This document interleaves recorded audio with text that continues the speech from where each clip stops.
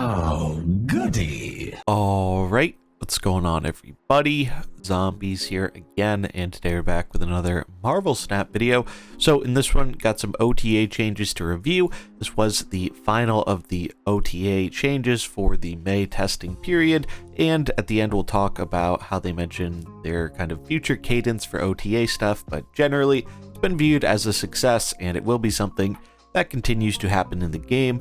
However, probably not on a week-to-week basis. So let's take a look at the nerfs and the buffs here. Invisible Woman parting ways with Cerebro 2. Now she is in Cerebro 3. So this card, I was surprised to see them buff up this card, but really hasn't seen a ton of play outside of like some niche combo stuff. So interesting they're giving this one a little bit more power to boot. Probably not going to be overly impactful, but hey, if you've always wanted to run Invisible Woman in your Cerebro 3 deck, now might be the time. Negasonic to a 3/5. This is another one where I don't think this is going to be crazy impactful, but it does help the card out a bit in those situations where you get ahead and then her power keeps you ahead because the opponent doesn't want to commit a card to the lane. I don't think it's going to be enough to really skyrocket her in play, but a buff to a card that's not seeing a whole ton of play is generally what we like to see, so it'll be interesting to see if this actually helps her. And then nerfs. So the the Stature Black Bolt deck got hit, and this might come as a surprise to some of you, a little bit less of a surprise to me. And the reason for that is because Black Bolt has been the #1 win rate card in the game for I think like the past month. Obviously we kind of knew this was like the best deck, but then that wave change happened and it looked like it got dethroned a bit, but according to their internal metrics, Black Bolt was still the best deck in the game and was actually putting out numbers that rivaled even the old Shuri and Thanos builds. So not surprising they're knocking him down a peg here. He's going back to 7 power, which is what he was originally in beta.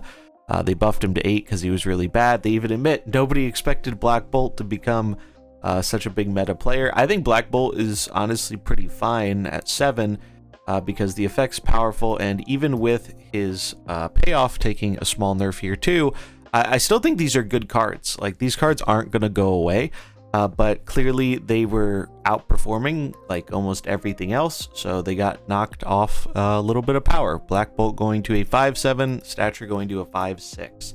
So both losing a point of power, probably still both fine. I think the Stature deck will still continue to be a good deck.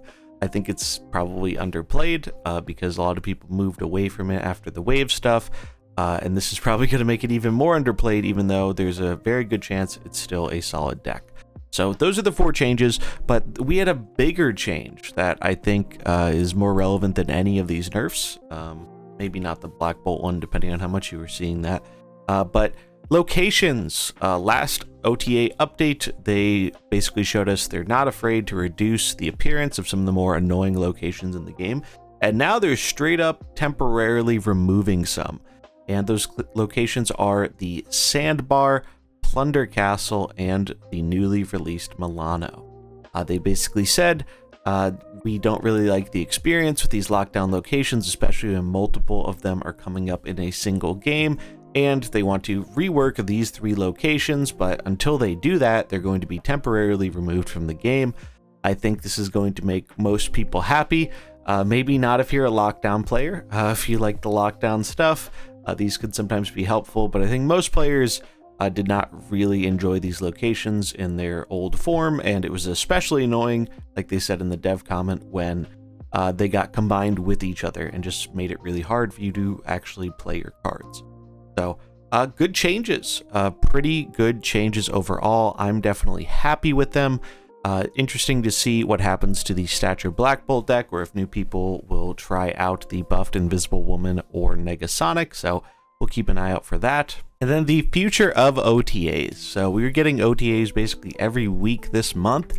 That wasn't the patch week, and we're still going to be getting them pretty regularly, as they clearly viewed this as a success. I think everyone's been pretty happy with their ability to adjust cards on the fly, and definitely make some cards better and some outliers a little more balanced. But basically how things are going to be working going forward is we will have our main patch for the month, which is usually on a Tuesday. The following week, we'll get an OTA on Thursday. The following week after that will be a break week, so we can see how things settle a bit. Week after that will be an OTA, and then the week after that we'll be back to a patch week, I believe. So that seems to be the general structure they're going to try and keep going forward. So still good amount of OTAs, but not exactly every week. There's going to be 1 week of downtime, which is probably good because you do need a little bit of time for things to actually adjust, rather than just kind of constantly changing and not getting to see the impact of those changes. So overall, this is good. I like this quite a bit. I'm excited to see how these changes affect some of the cards, and I'm really excited to be able to play more of my cards because some of these awful locations are not showing up. So that's going to wrap it up for this video. Let me know what you think in the comments below. Do you like these changes? How do you feel about the locations? Let me know, but that's going to wrap it up for this one. If you enjoyed it, remember to like and subscribe, and I'll catch you in the next one. Peace.